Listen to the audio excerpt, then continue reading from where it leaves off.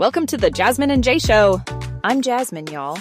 24 years young, a blend of Black and Hispanic vibes, rocking it as a primary school teacher in NYC. Married to the one and only Thomas, who's slaying it in finance at 26. And yo, make some noise for Jay. Hey, I'm Jay.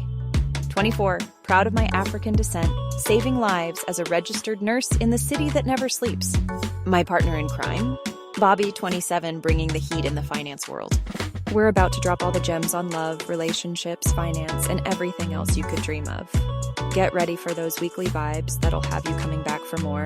So, whether you're chilling or on the go, we look forward to you tuning in every week for all things love, relationship, finance, and everything in between. Welcome back to another episode of the Jasmine and Jay Show. Can you believe it? We're already in episode 2 of season 3. It's moving fast, right?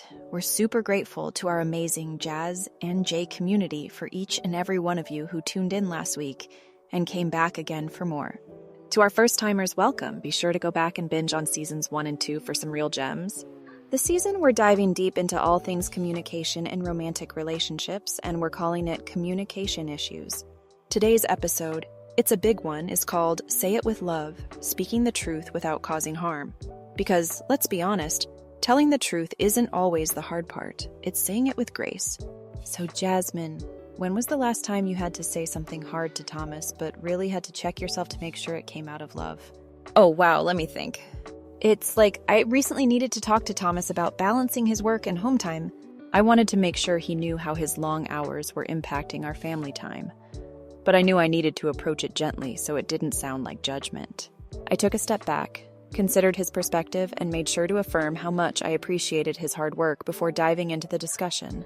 It's not easy though, What about you? Any insights over time about timing or tone when speaking truth to Bobby? Definitely. One thing I've learned is that timing is everything.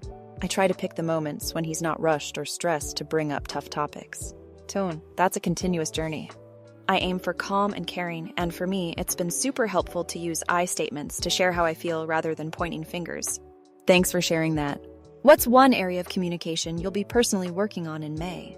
Oh, definitely being more patient in my responses. Sometimes I can be so quick to reply that I don't actually give enough space for Bobby to fully express his thoughts. It's like drawing a pause before answering. Kind of like taking a breath before jumping into the pool, Plus, it's about deepening that reflective aspect of listening and responding. So, Jay, where do you think people often get this wrong in marriage? It's like people sometimes think being brutally honest is doing a favor, but it often crosses that line into harshness. It's not just about speaking the truth, but how you frame it. The intention may be to communicate, but if it's done without empathy, it can create more harm than good. Absolutely. And honesty should aim to bridge understanding, right? When emotions run high, folks might unload without filtering, but the delivery matters. We gotta think about how our words land and what ripples they might cause. It might be honest, but it also needs to be kind and constructive. Choosing the right moment to talk can really determine the reception. If someone's stressed or preoccupied, even the most gentle truth can hit hard. It's about choosing when they're most open to listening and having that sincere dialogue. You're so right. Empathy can guide us in these conversations, checking in with, would I handle hearing it this way?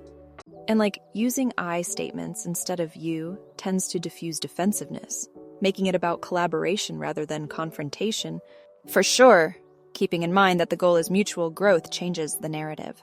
It's like instead of pointing fingers, we can frame it as a conversation that invites change and understanding, which ultimately reinforces the bond rather than wearing it down. So sometimes we need to express disappointment and just say things like, that hurts me, or I expected more. Jasmine, how do you manage to do that without damaging Thomas's confidence or affecting your intimacy with him? Oh, that's a delicate dance for sure. It's like you have to strike a balance between honesty and compassion. When I need to express disappointment, I try to focus on the behavior, not the person. I make it clear that it's not about who he is, but about the specific action. It's important for me to affirm that my feelings in the situation are separate from his overall character. Yeah, and choosing words carefully makes a difference, right? Framing things in a way that focuses on how it made me feel rather than what he did wrong softens the delivery. I use I statements like, I felt hurt when, instead of, you hurt me. It's about communicating the impact without making it an attack or blame game. That's so key. I mean, when you approach it with intent to connect rather than criticize, it keeps the door open for conversation. I try to ensure that dialogue follows with reassurance and recognition of the positive things he does, so it feels more balanced and encouraging, even if the subject matter is tough. It's a chance to grow closer and understand each other better, but it requires a lot of patience and intentionality. I always remind myself that love isn't just about the happy moments, it's about navigating these tough spaces with care and respect. You know, sometimes it's not what we say, but how it's said. Jay, what have you and Bobby learned about tone in tough conversations? Oh, tone is everything, right?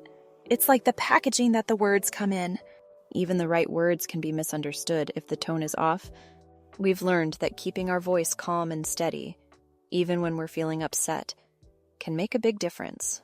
It's almost as though the way we say something can either open up or shut down the conversation altogether. Absolutely. For us, it's about creating an environment that feels safe and open, even when discussing difficult topics. Sometimes we do a check-in before diving deep, just to ensure we're both in a space where we can really hear each other without letting tone hijack the message. Yeah, like one thing we've practiced is giving each other the benefit of the doubt, especially in heated moments. Assuming the intention is coming from a place of love rather than conflict helps adjust the tone naturally. It's something we're always working on, because every conversation is another opportunity to communicate better. For sure, Bobby and I learned to notice our body language too, as it often reflects tone without us even realizing it. It's funny how a simple touch or eye contact can diffuse a situation, no matter what's being said. It's about making sure our tone matches our intent, paving the way for understanding and solution. Let's wrap up this segment by addressing something real, holding your partner accountable without shaming them. Any advice on that, Jasmine? Oh, holding each other accountable can be tricky, but it's so necessary in a healthy relationship.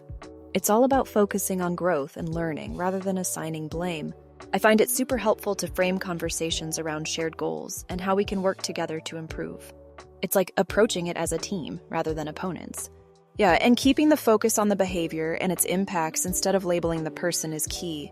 For example, expressing how certain actions affected you or the relationship helps keep the space open for constructive feedback.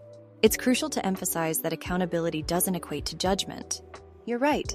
Creating an open dialogue atmosphere where both partners feel heard and understood fosters accountability without shame.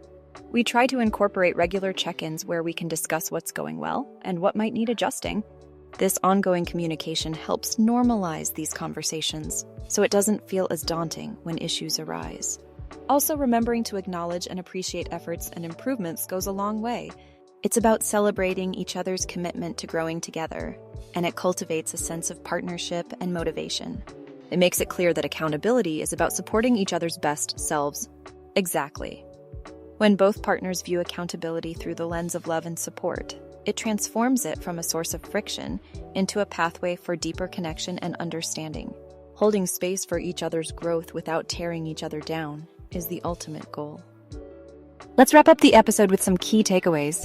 During this episode, we explored how to speak with truth and love, not in frustration or pride. We talked about the difference between being honest and being harsh. We also learned how tone and timing matter just as much as the truth itself. And we closed with the power of accountability that builds up rather than tears down. If this episode blessed you, share it with your spouse, your group chat, or your married couple friends. Communication is a learned skill, but it is one we all need in order to love well. Be sure to like, subscribe, and leave us a comment. We'd love to hear how this topic hits home for you. Next week, we're talking about something many couples avoid: emotional withdrawal. The episode is called The Silent Killer, when you shut down instead of speaking up. You don't want to miss it.